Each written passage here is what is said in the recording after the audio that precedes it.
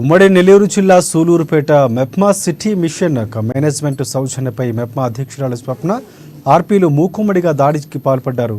గత 15 రోజుల క్రితం మండారు పోలూరులో ఓ గ్రూప్లో అన్ని గ్రూపు సభ్యులకు నగదు ఇవ్వకపోవడంతో సమస్య వెలుగులోకి వచ్చింది. బ్యాంకు వద్దకు మెప్మా అధ్యక్షురాలు వెళుతుందని తెలుసుకున్న ఉన్నతాధికారులు ఫిర్యాదు చేయడంతో సిటీ మిషన్ మేనేజర్పై స్వప్న భర్త దయాకర్ దాడికి దిగారు. రుణాల వ్యవహారంలో తొలి నుంచి అవకతవకలు జరుగుతూనే ఉన్నాయి.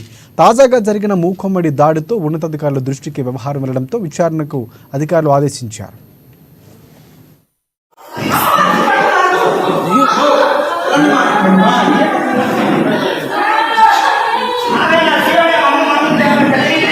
నువ్వు పక్కన ఉన్నా నువ్వు బాగకూడదునా